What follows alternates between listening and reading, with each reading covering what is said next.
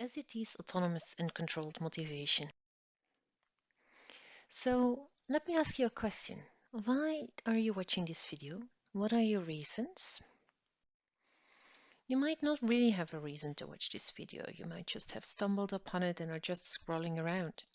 You might be extrinsically motivated, such as when you're a student and you're studying this because you want to get a good grade, or you are a professional and professional development looks great on your CV. Or you might be intrinsically motivated and really enjoy watching this video.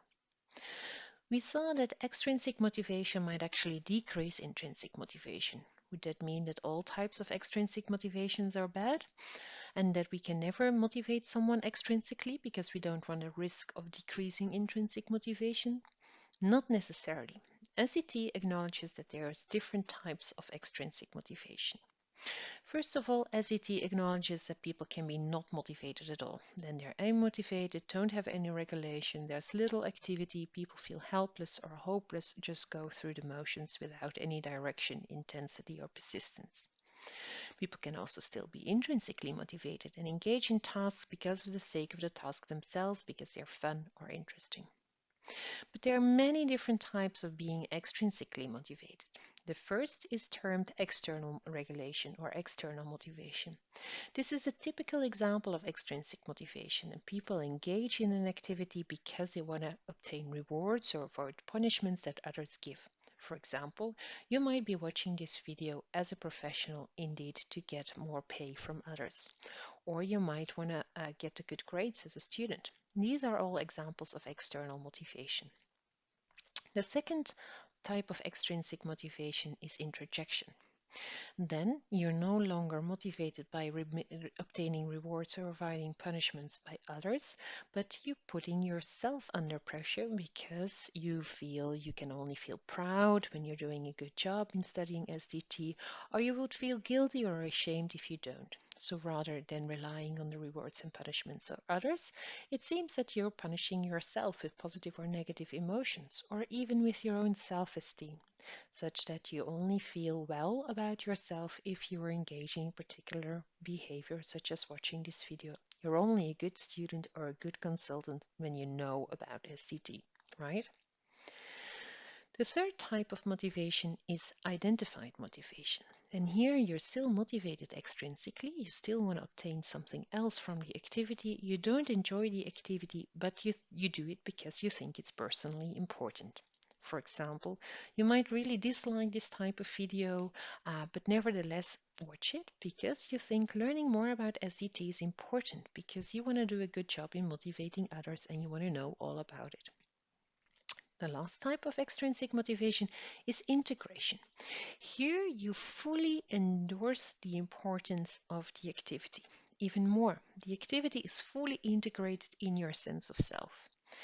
If you have this type of motivation, you're no longer just watching this video because you think it's important to learn more about SET, but because learning is an inherent part of who you are as a student, as a professional. You're constantly looking out for opportunities to develop yourself.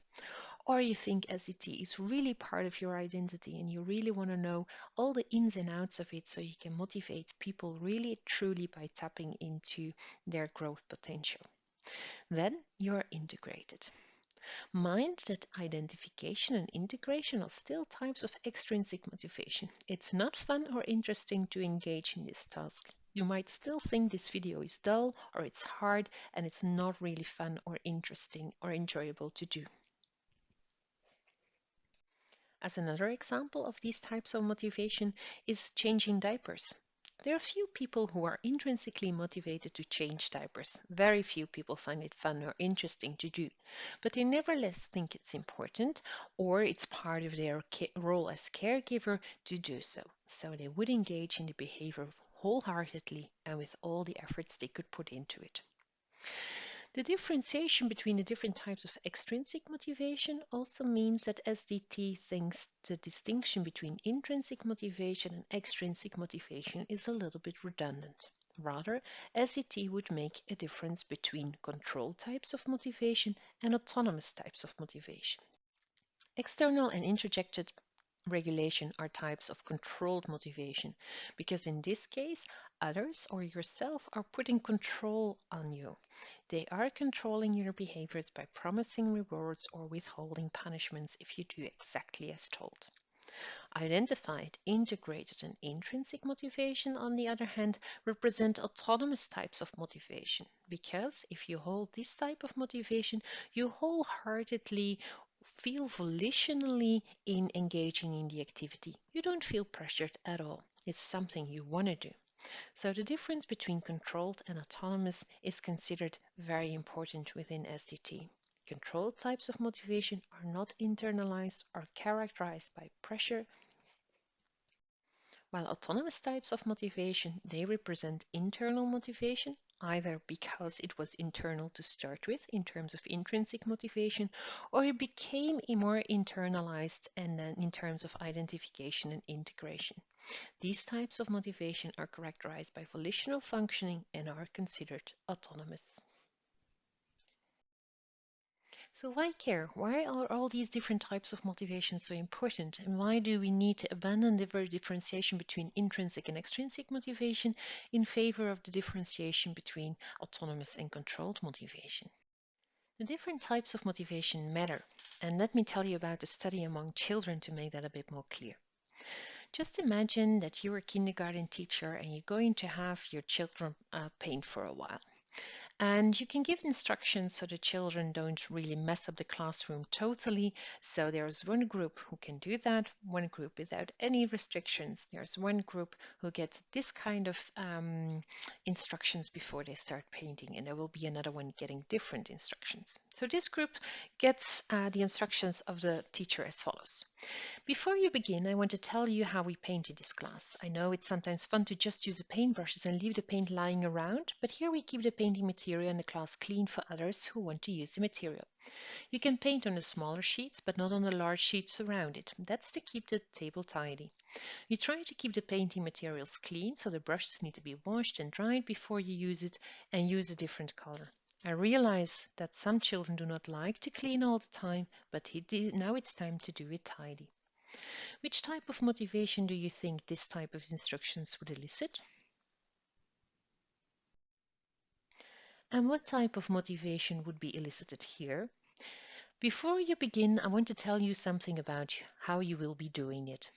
There are rules about how to paint. You have to keep the painting materials clean. You may only paint on the smaller sheets. It's forbidden to spill on the larger ones. You should rinse your brushes and dry them before you take a new color, so the colors don't get mixed. In general, I want you to behave like a big boy or a big girl and don't mess up the paintings.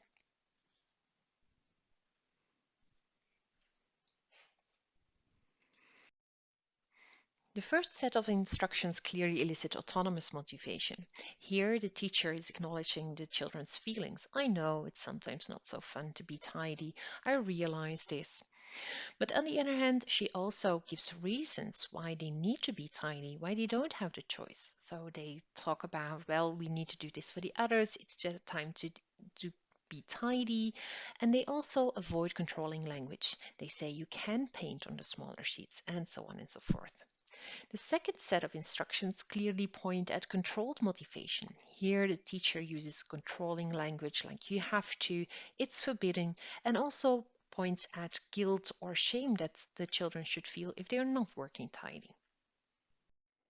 The different types of instructions that we're giving and the different types of motivation that were supposed to come from it really had different implications. So remember, there were three groups: a group of children who didn't get any rules, a group of children who were taught about the rules in an autonomous way, so having autonomous motivation, and a group of children who were controlled to adhere to the rules, so they had controlled motivation. The researchers looked at five different dependent variables. So they looked at how persistent the kids were, how much pleasure they had, how creative they were, whether they used different techniques, and how much colors they used. You could see the graph here or look at the numbers. Note that if the numbers share the same letter, they are actually statistically similar, so not statistically different from each other. If they have different letters, they do differ statistically. The results show that the group who didn't have any rules and the group who were motivated in an autonomous way to paint a bit more tidy, they didn't differ in terms of how long they painted, how much pleasure they had, how much techniques they used, and how much colors they used. There was a difference in terms of creativity though, so the groups without any rules was a bit more creative than the autonomous group. But for the other variables, there was no difference. There was, however, a big difference between these two groups and the group of children who were told in a very controlling way that they needed to paint according to a couple of rules. These kids didn't really paint that long, they didn't have that much pleasure, nor were they creative, used a lot of techniques or used a lot of color.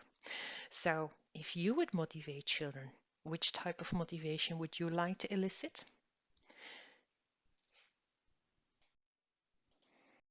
The previous study was among children. Do similar results apply for adults and working adults in particular, employees? This study represents the skill development of the different types of motivation for work. Within this study, we examined the relationship between autonomous and controlled types of motivation and employee well-being, commitment, performance, and turnover intentions. Within this questionnaire, we developed a scale for A motivation, external regulation, introjected regulation, identified, and intrinsic motivation. Notably, we split external regulation into material and social rewards and punishments, so two different types of external regulation. Secondly, there was no integration. Why not? Well, people don't seem to make a difference when answering integration items and identification items in survey research.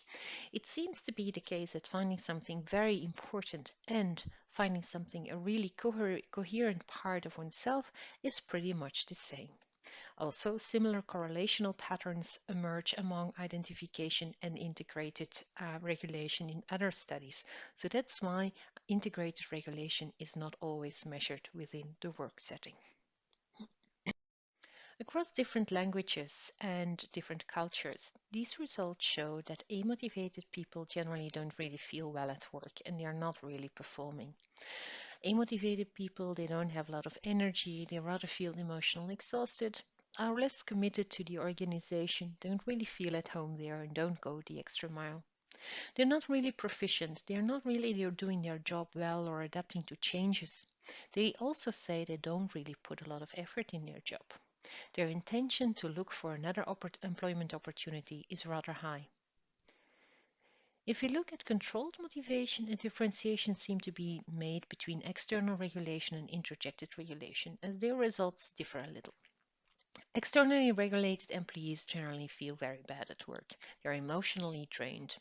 They might be a bit committed to work and they might be a bit proficient and they might put some effort in their job. But results are not that convincing. It doesn't seem to be the case that if you reward people externally by promising them rewards such as a promotion or a bonus or threatening them with punishments, they will perform very hard. Not at all.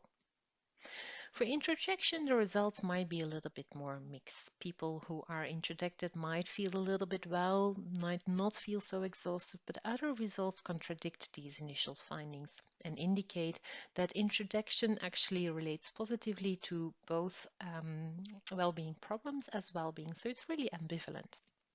Also, in terms of commitment and proficiency, adaptivity, proactivity, all different types of performance, you could see that introjection might help people to perform a little bit better, but not that convincing. Results become totally different, however, when we look at the autonomous types of motivation. Both for identification and intrinsic motivation, you see that there are positive results with well-being and performance. People who identify with their work consider it important. They have energy, they are committed to their job, and they really go the extra mile and put in a lot of effort and are quite unlikely to look for other employment opportunities. People who are intrinsically motivated just have just that little bit of extra of energy and motivation for work. They are proficient, they do their job, they go the extra mile and put in a lot of effort for their job. So if you want to motivate employees, you'd rather put your efforts in terms of increasing their identified and intrinsic motivation. If it would help at all, external regulation and introjection come with costs and don't really increase people's performance that well. And of course, amotivation would be something you would want to avoid at all costs. So, how would you motivate people to feel well and perform well at work? Well, this saying summarizes it all. If you want to build a ship, don't drum up people together to collect wood and don't assign them work and tasks, but rather teach them to long for the endless immensity of the sea.